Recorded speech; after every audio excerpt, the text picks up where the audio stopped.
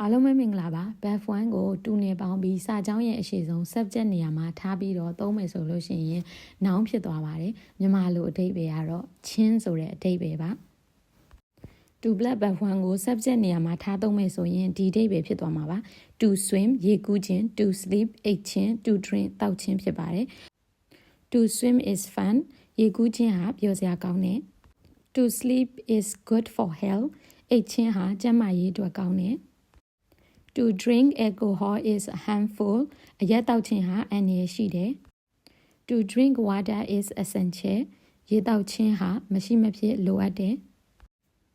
To read books expands your knowledge စာအုပ်တွေဖတ်ခြင်းဟာမင်းရဲ့အသိပညာကိုတိုးပွားစေတယ် To travel abroad is my dream နိုင်ငံခြားခရီးသွားခြင်းဟာငါရဲ့အိမ်မက်ပဲ To learn a new language takes timeဘာသာစကားအသစ်သင်ယူခြင်းဟာအချိန်ယူတယ် To cook for a family is my pleasure မိသားစုအတွက်ချက်ပြုတ်ခြင်းဟာငါရဲ့ပျော်ရွှင်မှုဖြစ်တယ်လို့ပဲဖြစ်ပါတယ်ဒါလေးကအားလုံးအတွက်အသုံးဝင်မယ်လို့မျှော်လင့်ပါတယ်